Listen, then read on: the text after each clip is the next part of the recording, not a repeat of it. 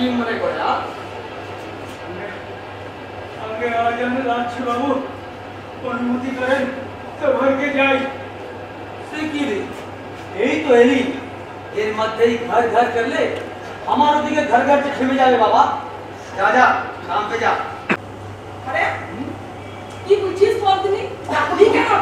আরে তুই কি বলছিস রে? হ্যাঁ? আরে তুই তো এমন ছিলিস না, কি কেন করছিস তুই? আরে আমার বাপ তার অমনি কাশি হচ্ছে, ডাক্তার দেখাচ্ছিলাম, বললো যখন জীবন দেখুন আসবে। আপনার নাম সুমন্ত কে রেখেছেন বলেন তো?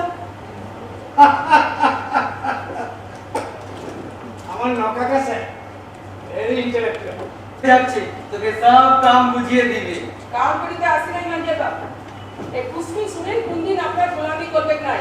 বলি তো না, গাছেদের কাছে ওটা তাদের সন্তান। সন্তান হ্যাঁ, গাছেরা তাদের সন্তানদের বুদ্ধি করে এমনভাবে চারিদিকে ছড়িয়ে ফেলে, বা এইসব পাখিরা সেই সব ফলমূলগুলো খেয়ে বীজগুলোকে এমনভাবে চারিদিকে ছড়িয়ে ফেলে যাতে এক জায়গায় জড়াজড়ি করে কোনো গাছ না ওঠে। ডাক্তার বাবু, দম নিতে যাচ্ছি, তুইটা বীজ দেন না কেনে, বড় কষ্ট। না না, এসবের জন্য তুমি একদম ভেবো না। এটা আমার মনে হচ্ছে থুতুয়ার অবজেক্ট।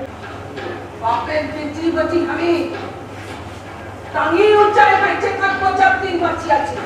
কিন্তু ধারণাটা বদলে দিল আপনাদেরই এক কর্মচারী, কারণ নামটা দেখো কি, প্রীতম। প্রীতম তাতে বাধ্য হচ্ছে সেই মালিকদের আন্ডারে কাজ করতে। ওই প্রশাসন তো এই ব্যাপারটা দেখছে না। उसमें दीदी साथ साथ पूरा আর সীতা মাহাতোর কয়